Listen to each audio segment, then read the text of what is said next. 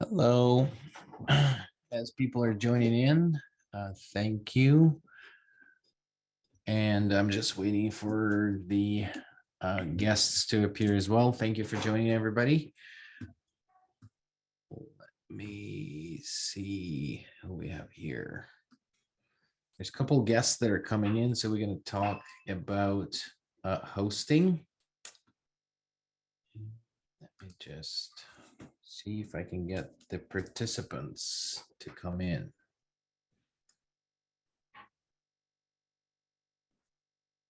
Right. Let me just get oriented here while people are trickling in. Please write in the chat where you're from. That's usually helpful.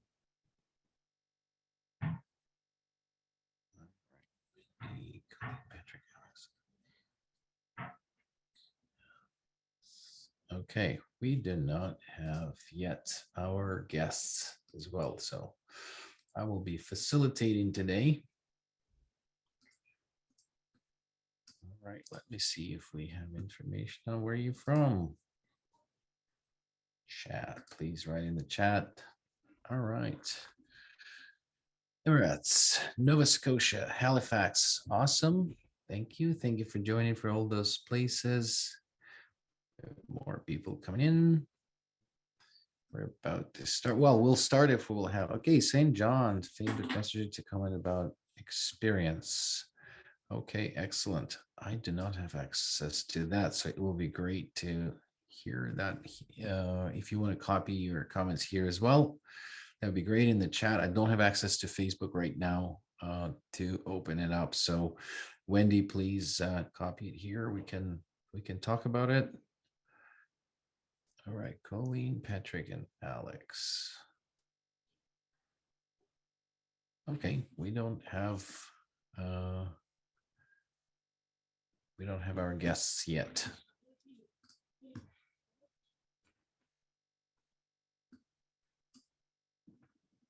Okay.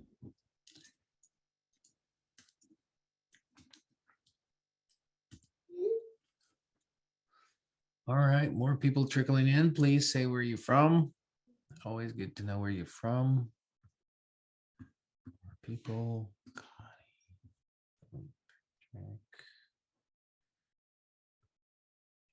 Ozzy, Russell, thank you for joining. I'm in St. John.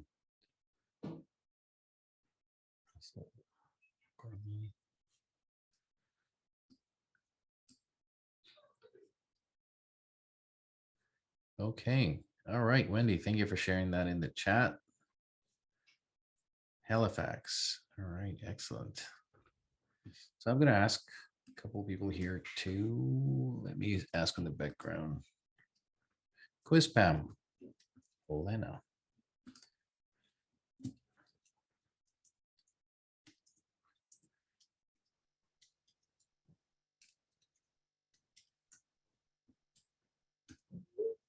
All right. So let me just double check if we have anybody here from those that signed up to be the host. So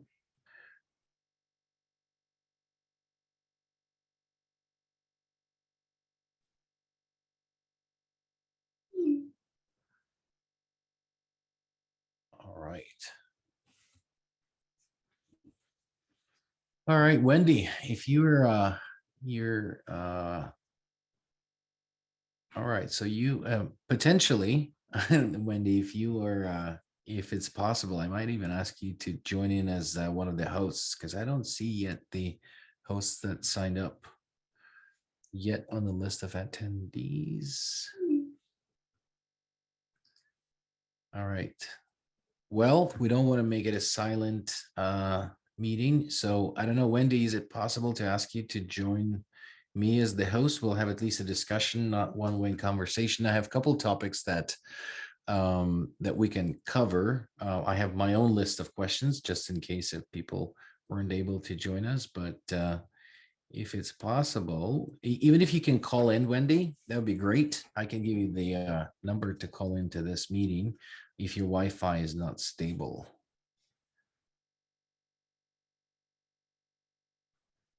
me see.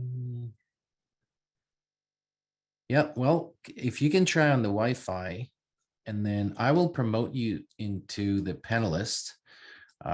You can be without video if you want. You can turn on the video and try. It'd be nice to have a conversation, but if not, then we can just have a chat. So I'm gonna, all right, no worries, no video. So I'm gonna promote you to panelist. If you can maybe then, there we go.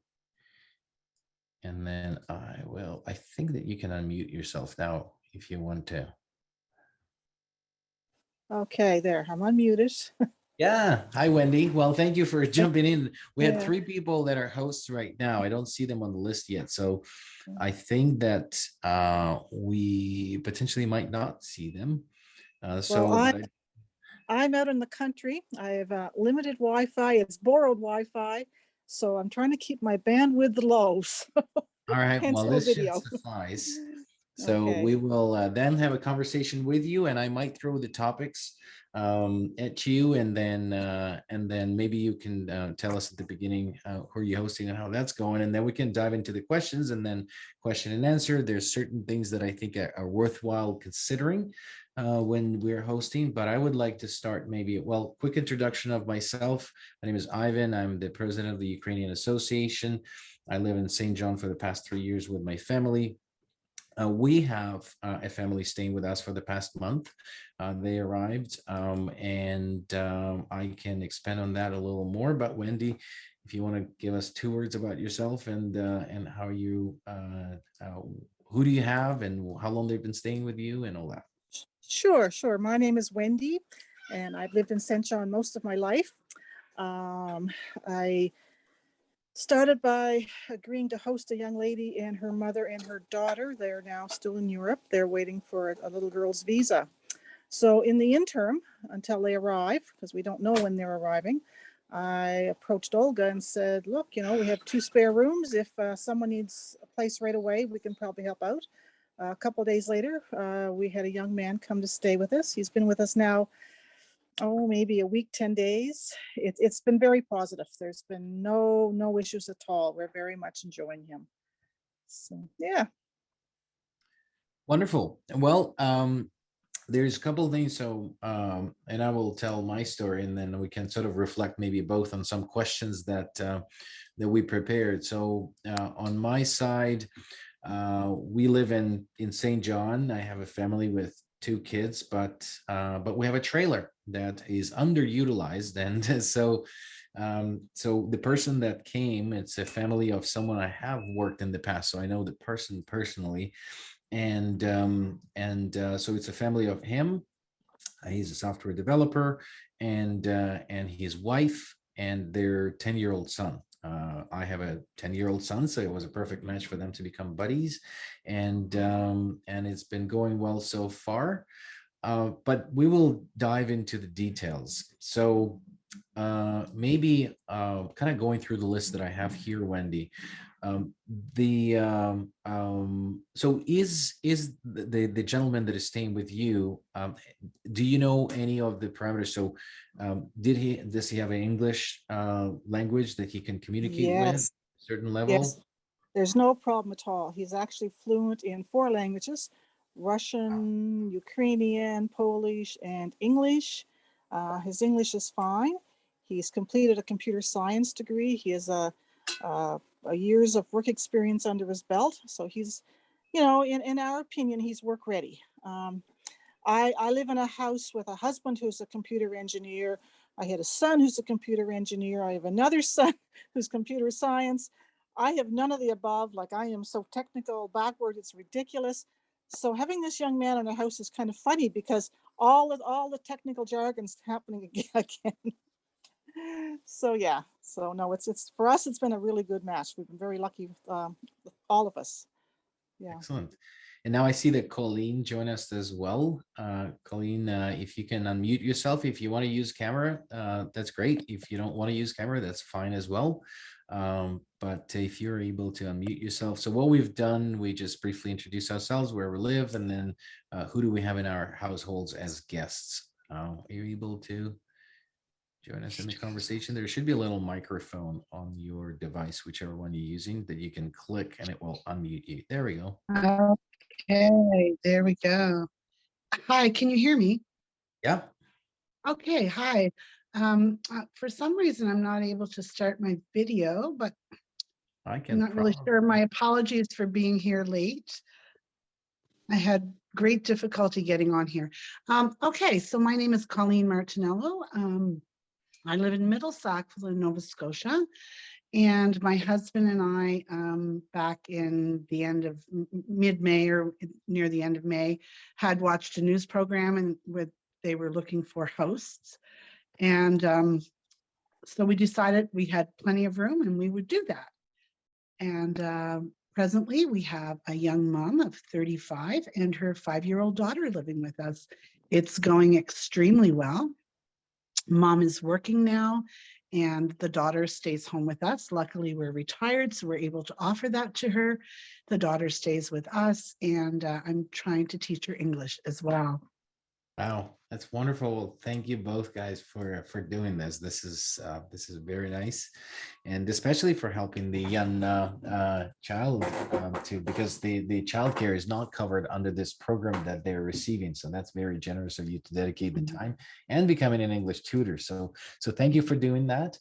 I will ask some questions that we prepared. So in terms of location, so some of the people that were hosting people, they bumped into this issue that, let's say they're somewhere further from the city, and as the newcomers arrive, they did not expect that there's so many things that these newcomers need to do in the city. So for example, get their SIN number, bank account open, Medicare card, job interviews, or attend English lessons.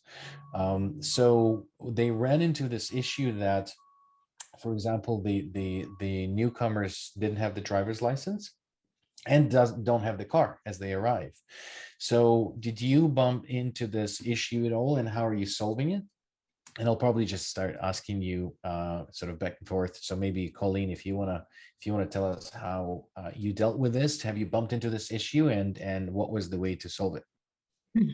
Well, the young lady that we're hosting does have a driver's license, and we do have 2 vehicles. But unfortunately, my knowledge of the system has since changed, or fortunately, I guess it has since changed. When we initially went to Access Nova Scotia to get a driver's license, there was a whole procedure in place, and it wasn't as simple as just changing over the license. So we just opted for an ID card. My husband and I drive her back and forth to work. And I expect in the very near future, we will access an actual license for her. But at the time, it was brand new and there was a lot of confusion around that. So that's where we are. Okay, excellent.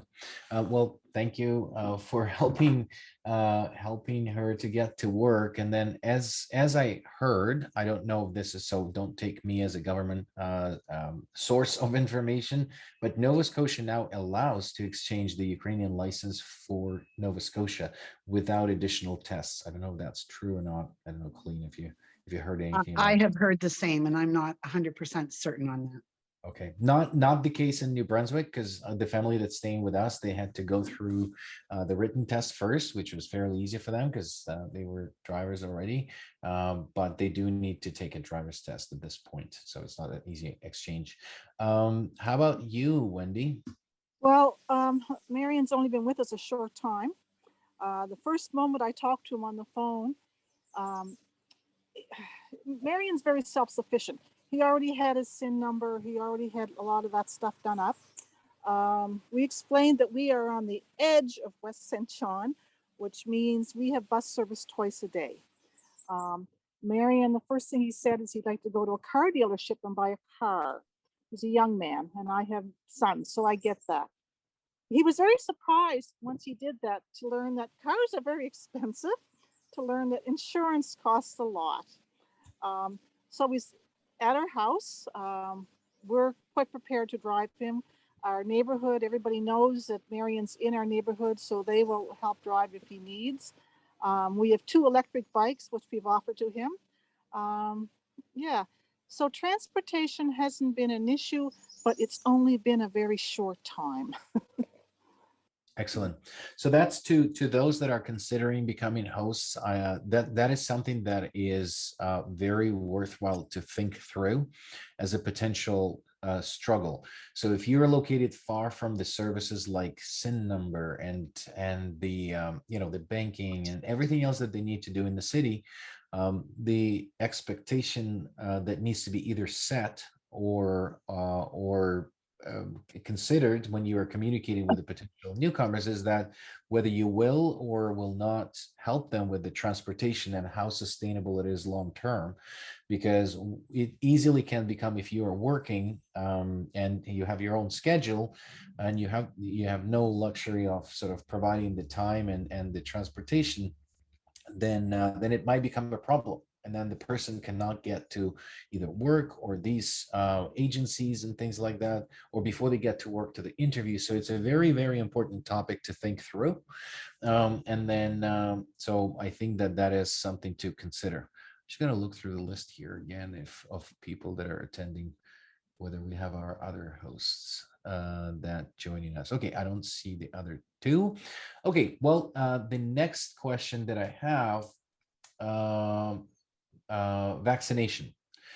So the vaccination regulations are pretty strict in New Brunswick and in Canada, and everybody needs to be vaccinated with 2 doses of any vaccine other than Johnson & Johnson. Johnson & Johnson can be 1 dose. So those that are coming unvaccinated, then that needs to be considered and discussed again as a potential hurdle to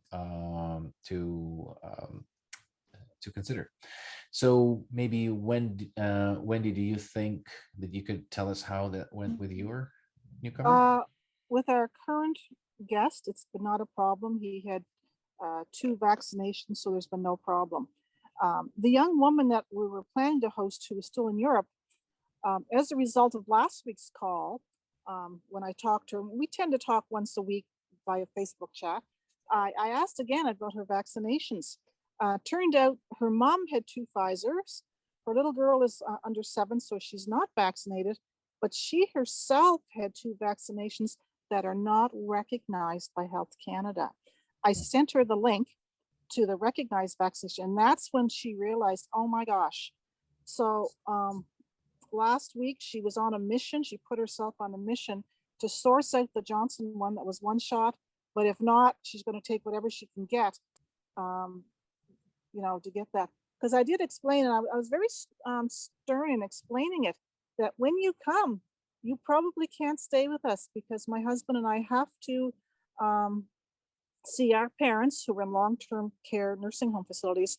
So my husband and I are very, very careful. We just got our 4th booster, and she understood that totally.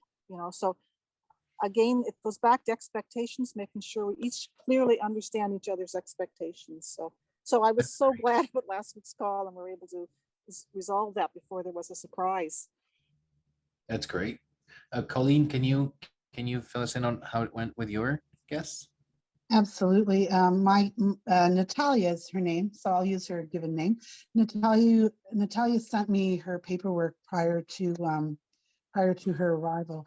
I will add that this is sort of, it's an unusual situation. I just spent 6 months in Latvia with the military from October until April. And one of my tent mates was Ukrainian Canadian. And so it turned out when we signed up, this is my tent mate's niece and great niece. So there's sort of a connection. So I had the benefit of knowing someone that could help us. And in that regard, she sent me all her paperwork. So I was able to confirm her vaccinations and that in fact, they were, authorized in Canada. And they're a different name, but they're from the Pfizer family. And the little girl, again, is not vaccinated, but we do have a doctor's appointment with a panel doctor at the end of the month or at the beginning of July. And we will be addressing that as soon as possible. And that's, but yeah, so we were very fortunate to actually see the paperwork and know, in fact, that she was vaccinated. Thank you. I forgot to add our experience. So we have a family staying with us. So on the first topic on location, in advance for them to arrive here, I described the situation. When you're talking for the future host, when you're talking to people that might arrive to your household, you really need to explain to them that there's no way to get around without a car in the province, for example, or at least maybe you're on the bus route, but it's twice a day. So from the location where I live, it's 3.5 kilometers to the closest store. People in Ukraine don't understand what that means, because let's say I'm in Kiev, which I lived in 2 years ago, and a long time in Canada, but 2 years ago we were in Kiev. The picture that I have in mind when someone says it's a couple kilometers walk to the store is I'm walking on the sidewalk near little cafes with coffee and little shops, and you know, and I'm just walking down the street with many people on the streets, and eventually I get to the grocery store. The reality walking from us to the grocery store is on the side of a highway with no sidewalk through the swamp and where people shouldn't be walking. So they just don't have that picture. It's sometimes it sometimes doesn't connect. What does it mean? So it really needs to be clear that. But we have 2 cars, and I drove around the guest, the Yevgeny, that we have with his family, and I knew that we will be either providing them a car or I will drive them, and I'll teach him to drive here because there's a slight difference in the drivers light regulations. So anyway, we considered that up front, and we knew that we're going to be helping until they get a car, which now they have, which is fantastic. The vaccination status is something that they had already established, so they were vaccinated. It is very important to talk about it. A lot of Ukrainians are against the vaccine, and a lot of doctors in Ukraine were suggesting and are suggesting against the vaccine. So it is very important. I like your approach to asking them to send the paperwork in advance to make sure that that is not something that that you will have to struggle through. I apologize. I have Patrick. Can't access Zoom. So we have Patrick that is trying to join us.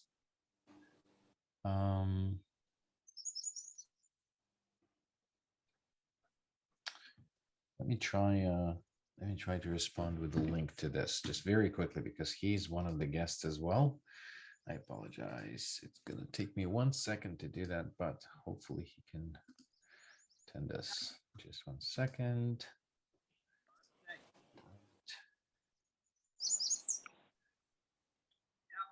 There we go. Okay, so the next question that I have, let's talk about the expenses.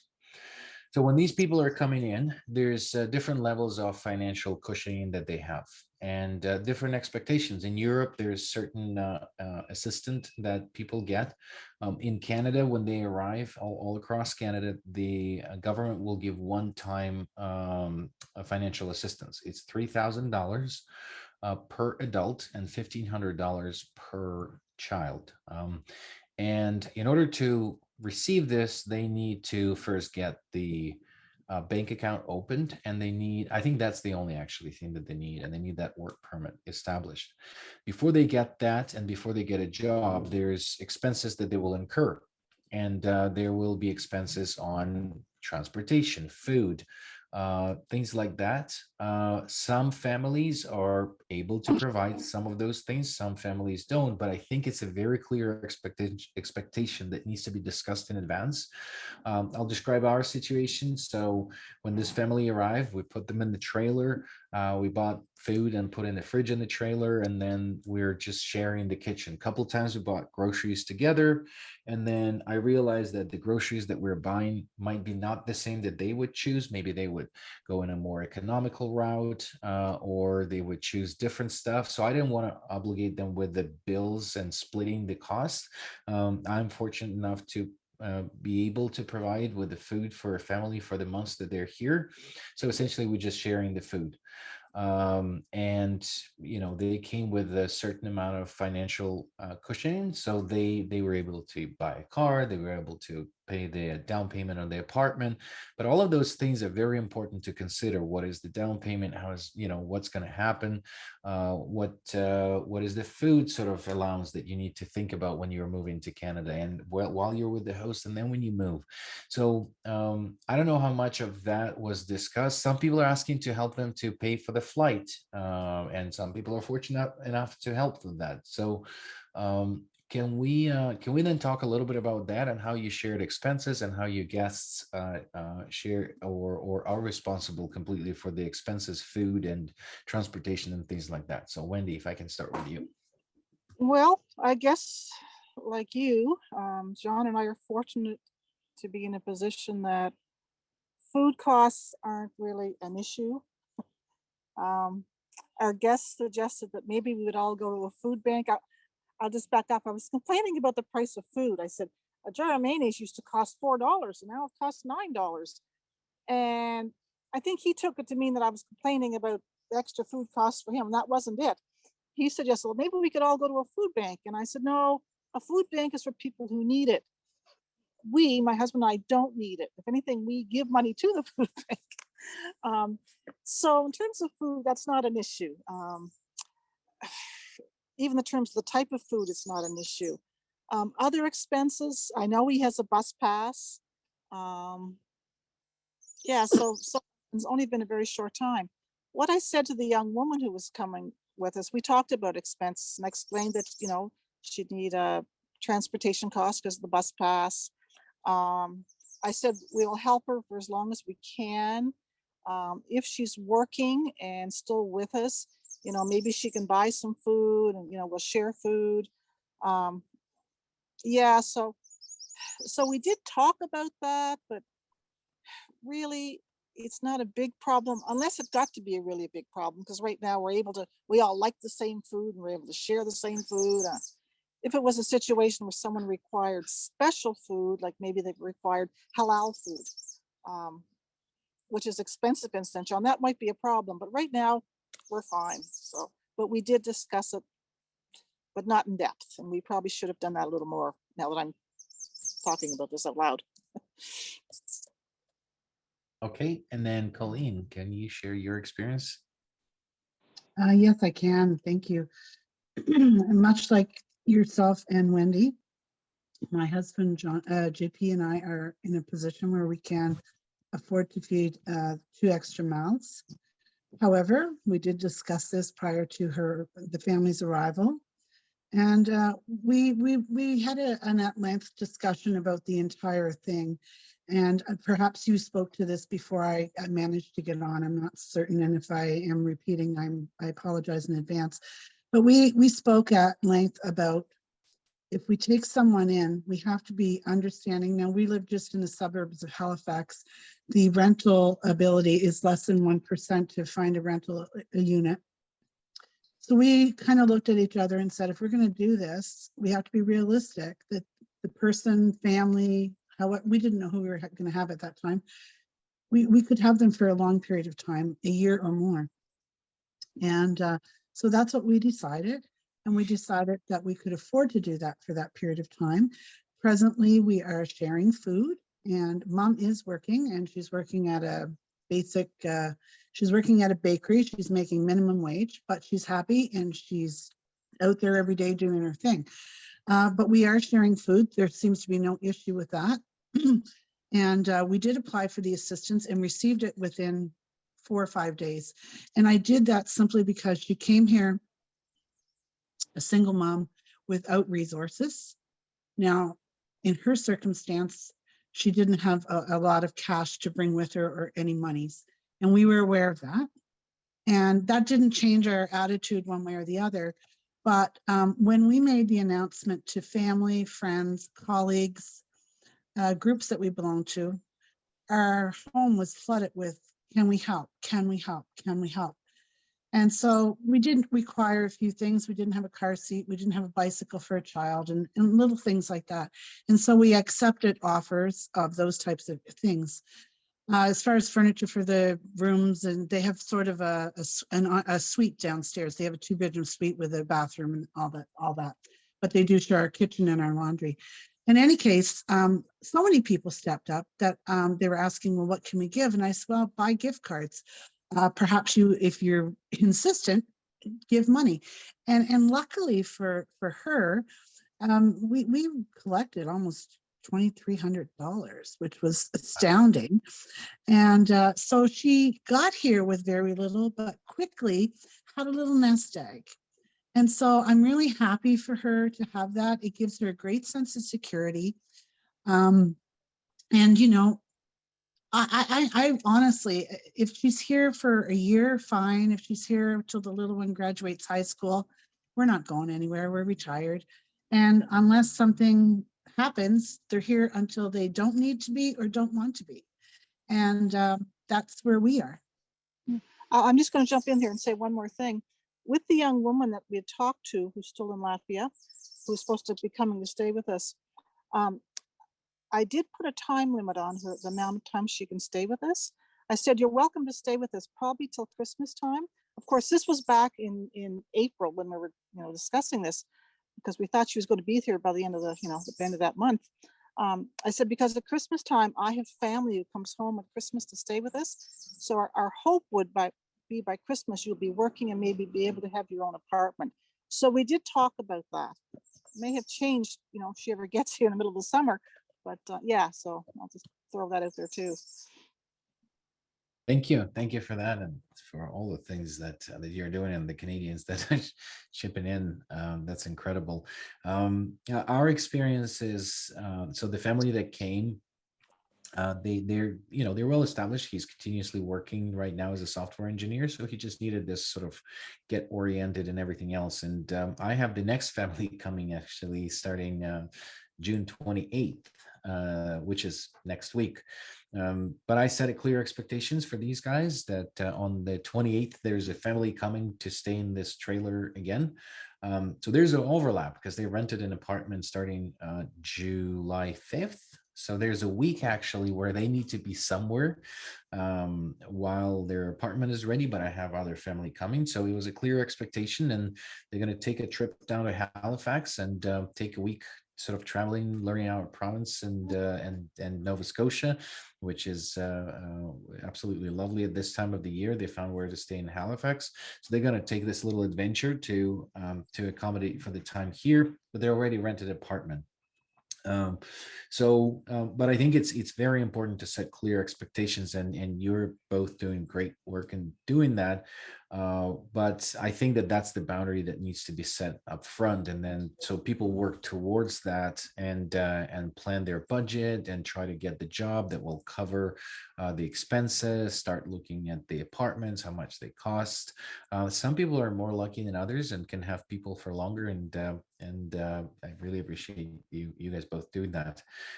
So that's an important topic as well. So thank you for talking about that. Now, one of the things that is sort of more of a domestic, I would call it, setting clear boundaries, just sort of a household. I'm just reflecting on how I got together with my wife, and when we started living together, there's a lot of things to figure out, just even for two people that love each other, yet alone for the strangers. So did you bump into any things where you had to just say, look, we are turning down the lights after 9, well, probably 10 p.m. right now. Our daughter, we have a 2-year-old, is sleeping during the day. She's having a nap between this and this time.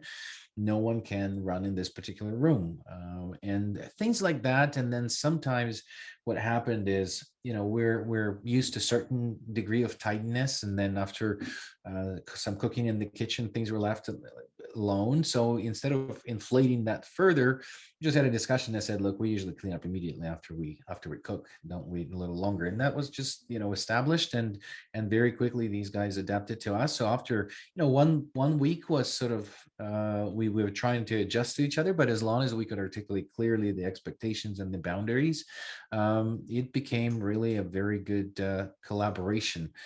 So have you bumped into anything like that you had to kind of further describe sort of the house rules, if you will? And then was it difficult, and what's your experience in that? So Colleen, you want to jump in? Fortunately, we have not had any issues of that matter. As I said before, Natalia and Zlata basically have a 2-room suite downstairs. They have their own living room. They have their own bathroom. They have another room that's just sort of a gathering area where the little one can play or have her dolls or whatever. They have 2 bedrooms. They have an exterior door that they can go out and play in the backyard or on the patio or whatever on their own. We have not had any issues. They're very respectful. She's extremely clean. And if anything, I'm constantly asking her, please don't do my housework. That's my task. And but she's extremely helpful, very clean. And yeah, so we have none of those issues at all. And but I recognize that it could easily happen. And but fortunately for us, we don't have that. Wendy, how about you? I would echo what Colleen says. We've had no issues. It's only been a short time, but we've had no issues. Marion has his own bedroom.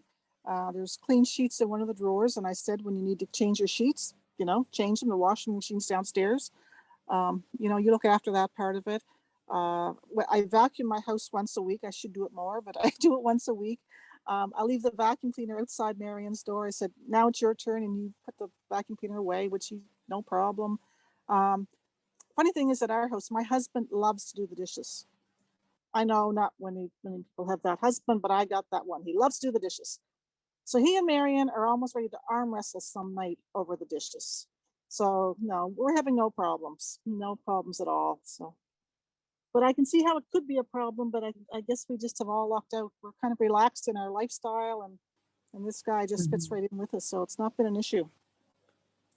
That's great to hear. That's a wonderful experience, and it sounds like I want to have you with your husband for dinner so he can do the dishes after. Yeah, that's an excellent hobby. So one of the things that we heard from people, so not all the stories are phenomenal as yours, and sometimes there's a disconnect, and sometimes there's a big disconnect, and unfortunately there are those instances, and we heard of a couple of those.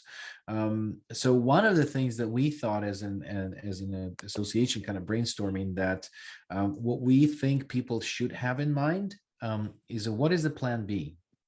What if you have someone that is arriving to your household that you just don't get along? They're not as, tidy. They're, I don't know, smokers or things like that you don't want to tolerate, or you just, there's something that, or it just expired on you. You were, expecting one thing, it turned out a different way.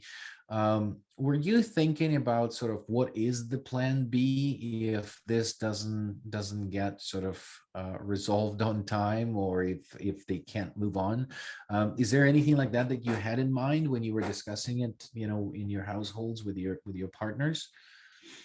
Maybe, I don't know, jump in, Colleen or Wendy.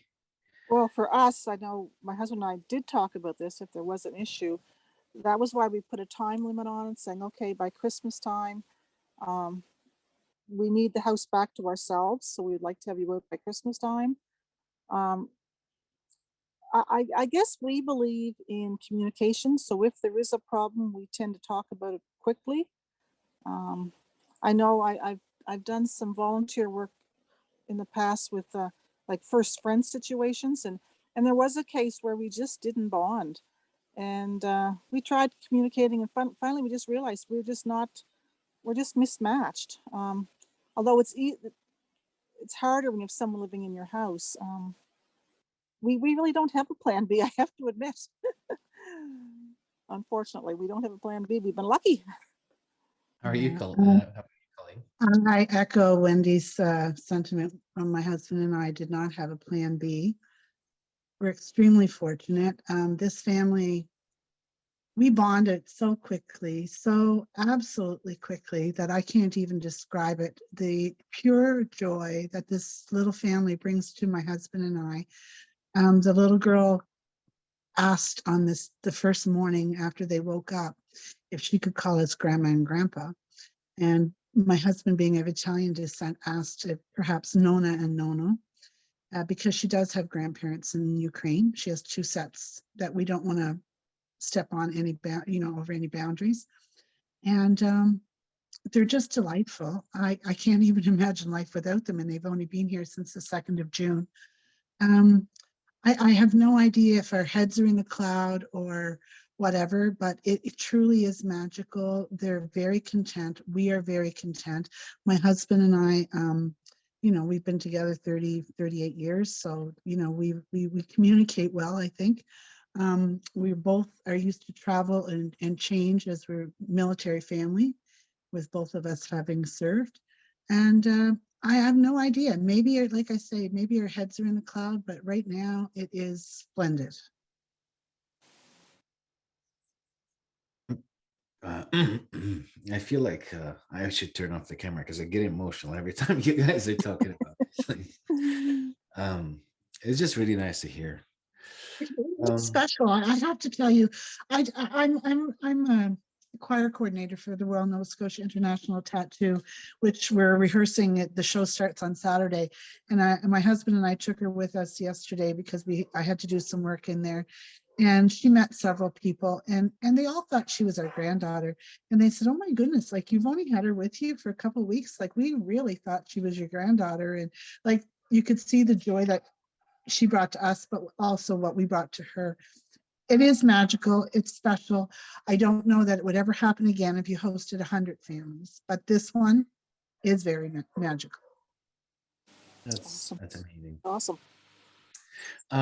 So another question on the sort of cultural differences. There's, I run a company, international company. I have 35 employees in Ukraine, and then I have probably equal amount of employees in the United States, and we find cultural differences. So is there anything that you bumped into as sort of just unusual thing that you had to overcome or explain or understand? Also the language barrier, and I'll add another thing to it. I don't know where people are coming from, but some of the people that are coming, they're coming from terrible events, and some of them may have PTSD. I hope that this is not the case with the guests that you have staying with you. But did you have to overcome any of the language, cultural, or potential trauma that they lived through in your experience? No, not at all.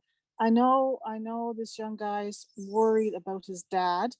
His dad is in the Ukraine and can't leave, so he's very worried about his dad. He's hoping that his mom and his older brother will be able to join him at some point in the fall. They've sent in their applications. But in terms of trauma, no, if it's there, I'm not seeing it. Yeah, that is something I did worry about. And the young lady in Latvia, we chatted like face-to-face video. And I didn't see any signs of that either. I know myself, I know my limitations, and I know I would not be so good in that kind of situation.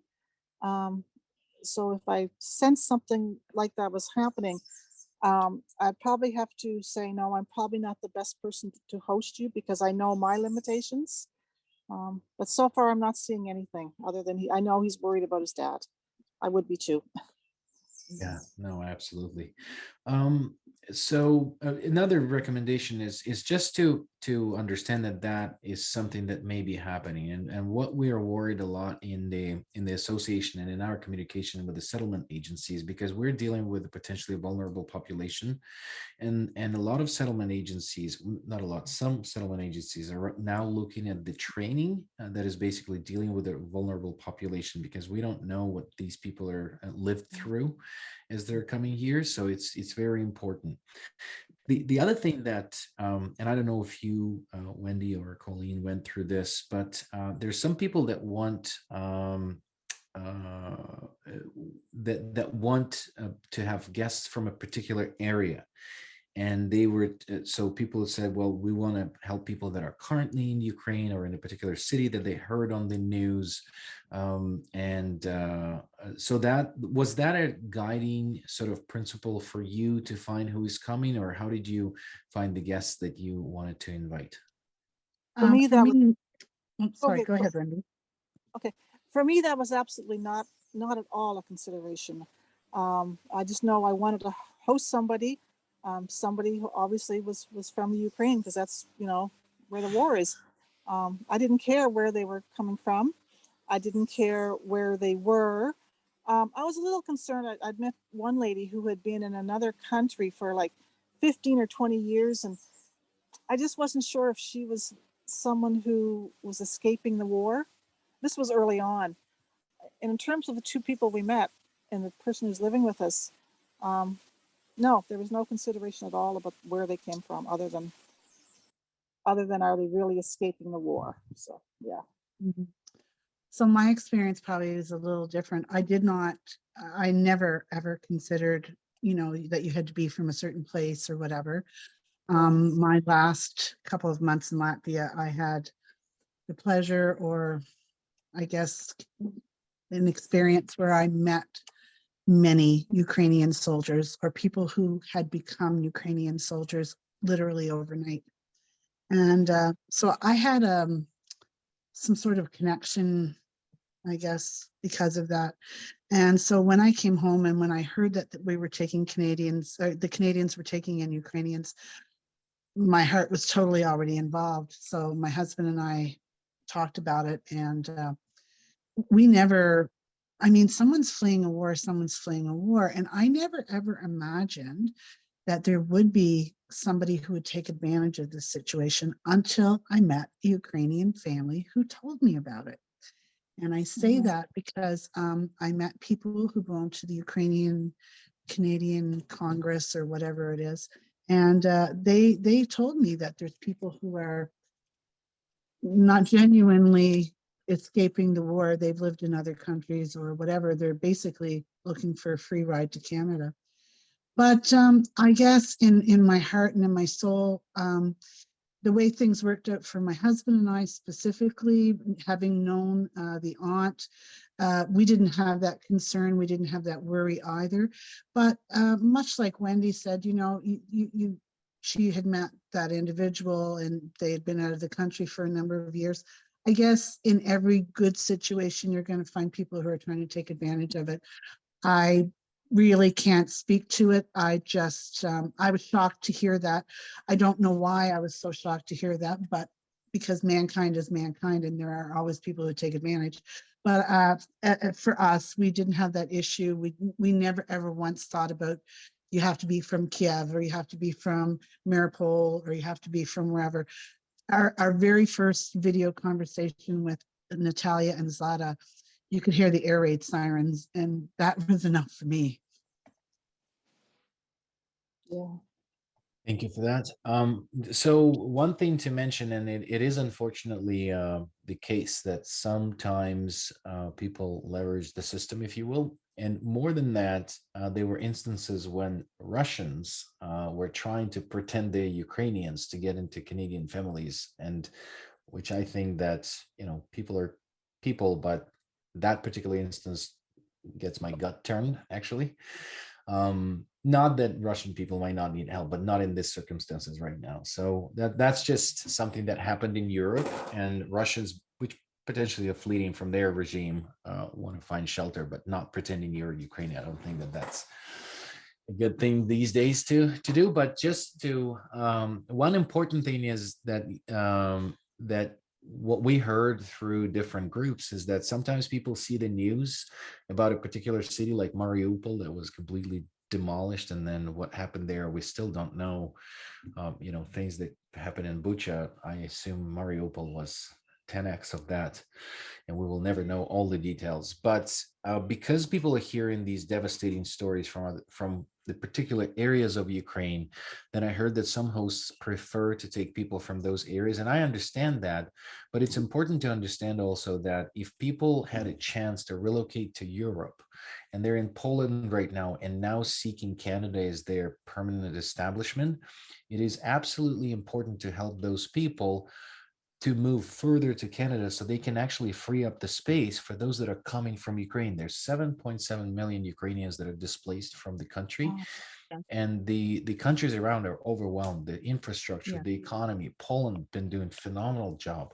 Germany, all the countries, Slovenia, Slovakia, and but by taking someone from Europe who fled the country and was able to leave, you're helping someone from Ukraine to take their spot in those countries. So it's very important to not kind of see the news and say, I want someone from Mariupol. Yeah. It's important to say you're helping one of the 7.7 people that fled the war in the country. So that's just sort of a note. So one of the questions that is important, so settlement services, and I can speak of New Brunswick because I've been dealing with, there's 14 settlement services in New Brunswick, and as sort of government and nonprofit agencies, it took them a little longer than the local communities to self-organize. Communities have been incredible. We have in Moncton, we have a very active community. Fredericton, we're a little late to the game, but now we're doing these webinars and other initiatives. What is very important is the connection with settlement agencies because they're catching up to it. A lot of things that a lot of hosts had to discover themselves to help their families right now are taken care of by settlement agencies. So for example, in St. John, we have 3 organizations that would help with the roadmap of what to create, because sometimes people have to run in circles. You know, you can't do this without the SIN number. You go to get the SIN number, but you can't get SIN number without this, without the address. And you just kind of need to coordinate this. And settlement agencies now caught up to sort of the pace. And at least in New Brunswick, they've been very helpful. And then also connection to the local community. So if people just arrived and they don't have that help, sometimes hosts have to do a double work of something that has been established as a process.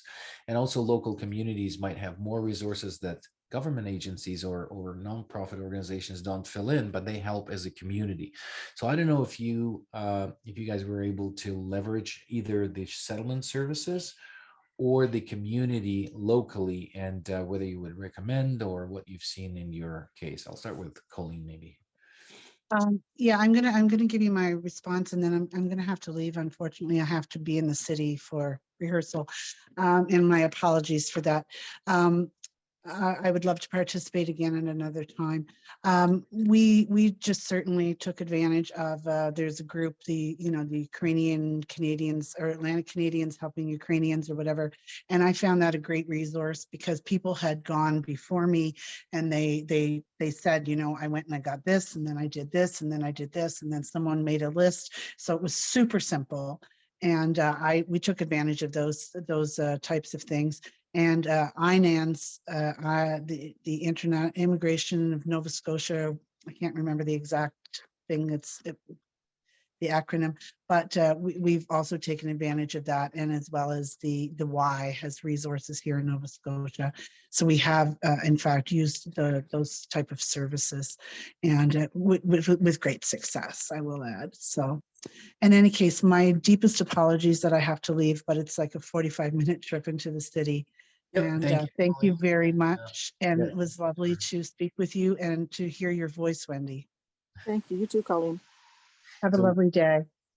Thank you, Love Colleen. safe. Thank you. Wendy, if you can stick around maybe for another minute or two, we'll Sure, just I'm good. Good. Yeah, no problem. So do you want to respond to your experience with settlement agencies or local communities? Well, I have been involved with settlement agencies. 16 when the Syrians started arriving, I was on a welcome team. I now volunteer with Newcomer Connections on the arrivals team. So what we do there is when refugee families come and they get into their apartment, my husband and I help them set up their apartment and all that kind of stuff, and we shake hands and have a good life in St. John.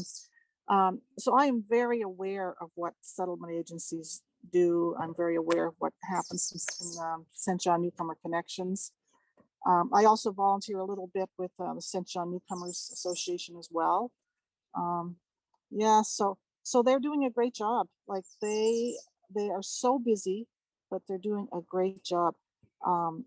One of the things I do like is I was able to reach out and say, we have a young man who needs to get his resume revamped. He has to make his resume Canadianized. And I'd say within probably 6 hours, I got an email back with 2 people that he could connect with to to get that. They would do mock interviews for him and help him get ready for that. I'm not sure if he's taken advantage of that yet, but I was very impressed how fast I got a response from them for that help. Excellent. Excellent. Yeah. Well, that's great news. I do want to answer a couple of questions that I've seen in the chat here. So one was more personal. So Natalia asked about the opportunity as a software engineer, and she's working right now in Budapest. I think that if you connect with at least in the St. John, we're trying to connect you with work in New Brunswick and opportunities New Brunswick, and potentially match your skills to the job. Please watch for follow-up email, and there will be a link to this video, and then there's more links to but just look up for New Brunswick. If you're looking to come here, just look for working New Brunswick or opportunities New Brunswick. You can Google it and you'll find a lot of information how to match your skills to potential jobs. And then there's another question about how much I don't know about this Sinopharm vaccine, so unfortunately you'll have to look up in the resources, Anton. And then you have a question, how expensive to rent a car in New Brunswick, monthly rent. Well, for the rest of the summer I will call it priceless, because there's no cars.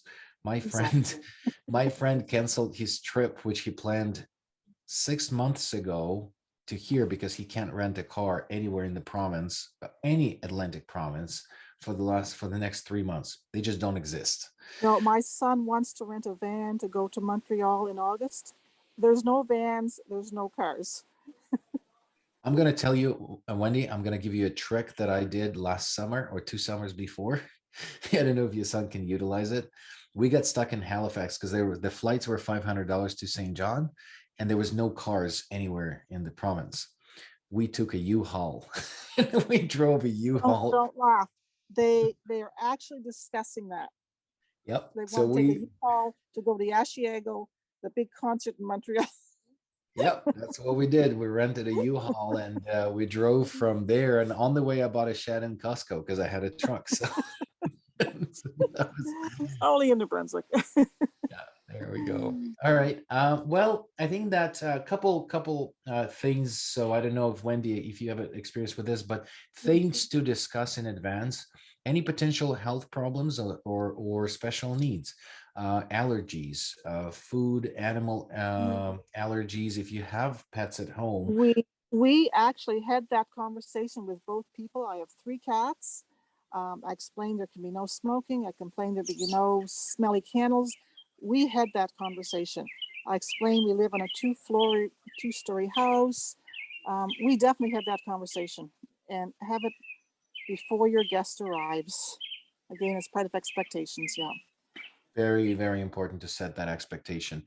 The other one is on the vaccination side of things. I have a bit of a commentary here coming from all sides. So if people are not vaccinated and resist to be vaccinated, please consider that they need to find a place to be quarantined. And if you think that you can provide that place for quarantine, it does need to have a separate room with a separate bathroom. And then the police will come and check, as you all know, in New Brunswick and Nova Scotia, I'm sure, if people are maintaining quarantine, and they will put a significant fine if the quarantine is not maintained. So I know that for people in Ukraine, they think that it might be not as strict. It's extremely strict. So please explain it to them that you have to maintain the quarantine. Small things that are just tips and sort of tricks, if you will. Make sure that you have enough dishes, utensils, towels. If you're in St. John, bus tickets are actually provided by Transportation St. John for Ukrainian newcomers for a year. And utilizing translation apps. If the language is a barrier, Google Translate is your friend, and you can use that, and they can use that for you. So with that, we're at the top of the hour. Wendy, thank you so much for participating. Can I just mention one thing? It's not really a problem, but it is a concern. My husband is concerned with our current guest. We're trying not to parent him. We want to be his friend. We want to be his host. But sometimes I'm just a natural parent. And that is one of the things I'm really trying not to do. My husband's trying hard too not to do it. But I know we're doing it. So, yeah. Yeah. Well, for everybody who is on the call, please put plus, maybe a 3+ if you really liked it, maybe a minus if it was not helpful. Depending on how you think is helpful or not helpful, we'll post the video. And we probably will have more of these once you become the host. I would love to have you back and share your experience.